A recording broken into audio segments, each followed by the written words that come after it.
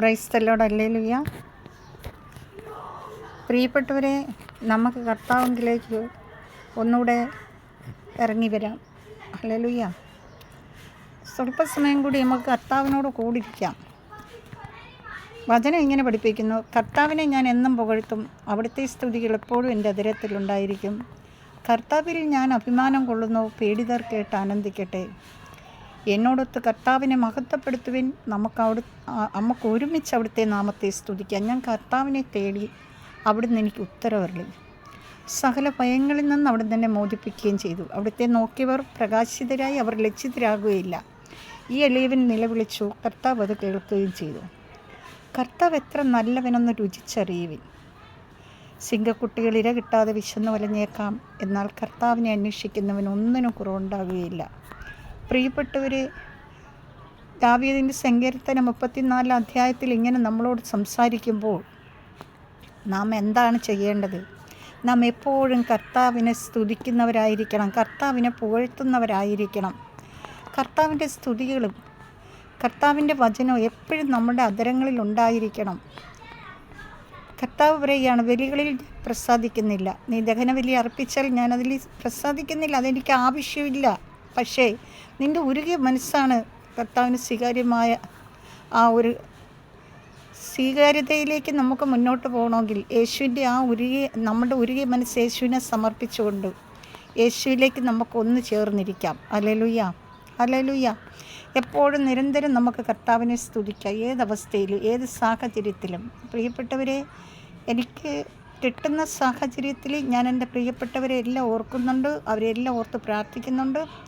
നിങ്ങളെല്ലാവരെയും യേശുവിൻ്റെ കരങ്ങളിൽ സമർപ്പിക്കുകയാണ്. കാരണം വീഴുന്ന സ്ഥലത്തുനിന്ന് എഴുന്നേൽക്കുവാൻ ദൈവം ശക്തി തരണം. നീതിമാൻ 7 പ്രാവശ്യം വീണാലും വീണെടുത്തുനിന്ന് എഴുന്നേൽക്കും. അതുകൊണ്ട് എൻ്റെ പ്രിയപ്പെട്ടവരെ, ദൈവത്തിൻ്റെ മക്കൾക്ക് വീഴ്ചകളും താഴ്ചകളും എല്ലാം ഉണ്ട്. ദുഃഖങ്ങളും ബലഹീനതകളും പ്രയാസങ്ങൾ രോഗങ്ങൾ എല്ലാം ഉണ്ട്. പക്ഷേ അതിൽ നിന്നെല്ലാം വ്യത്യസ്തമായി കർത്താവ് നമ്മെ കാത്തു പരിപാലിക്കും. Hallelujah, hallelujah. വീഴുന്നിടത്തുനിന്ന് താങ്ങാൻ തൻ്റെ കരം നീട്ടും. പ്രിയപ്പെട്ടവരെ, അനുഭവത്തിലൂടെ പറയുന്നതാണ് ഇതൊക്കെ. ഹല്ലേലൂയ. ഞാൻ വീണുപോയ വ്യക്തിയാണ്. ഞാൻ ഈ ലോകത്തു നിന്ന് വേർപെട്ടു പോകാനുള്ള സമയങ്ങളൊക്കെ പലപ്പോഴും വന്ന്, കാരണം മരണത്തിൻ്റെ നിഴൽ വീണ താഴ്വരയിലൂടെയൊക്കെ ഞാൻ കടന്നുപോയി. അവിടുന്നെല്ലാം വ്യത്യസ്തമായി എൻ്റെ കർത്താവ് എന്നെ കാത്തു പരിപാലിച്ചു. കർത്താവിൻ്റെ കരങ്ങളിൽ എന്നെ പൂർണ്ണമായി ചേർത്ത് വെച്ചു കൊണ്ട് നടക്കുന്ന ആ കൃപയ്ക്ക് ഞാൻ നന്ദിയോട് സ്തോത്രം ചെയ്യുന്നു. Hallelujah, hallelujah, hallelujah. യേശുവേ നന്ദി, യേശുവേ സ്തോത്രം. കർത്താവേ, എന്നോട് പ്രാർത്ഥന ചോദിച്ചിട്ടുള്ള എല്ലാ പ്രിയപ്പെട്ടവരെയും സമർപ്പിക്കുന്നു. അവരെല്ലാം അനുഗ്രഹിക്കണമേ. വിശ്വാസത്തോടുള്ള പ്രാർത്ഥന വളരെ ഫലവത്താവുമെന്ന് അങ്ങ് ഞങ്ങളോട് പഠിപ്പിച്ചിട്ടുണ്ടല്ലോ കർത്താവേ. അതുകൊണ്ട് ഞങ്ങൾ വിശ്വാസത്തോട് പ്രാർത്ഥിക്കുന്നപ്പാ. ഓരോ വ്യക്തി ജീവിതങ്ങളെ അനുഗ്രഹിക്കണമേ. തകർച്ചയുള്ള കുടുംബങ്ങളെ അങ്ങ് അനുഗ്രഹിക്കണമേ കർത്താവേ. ഭവനമില്ലാത്ത മക്കൾക്ക് ഭവനം കൊടുക്കണമേ കർത്താവേ.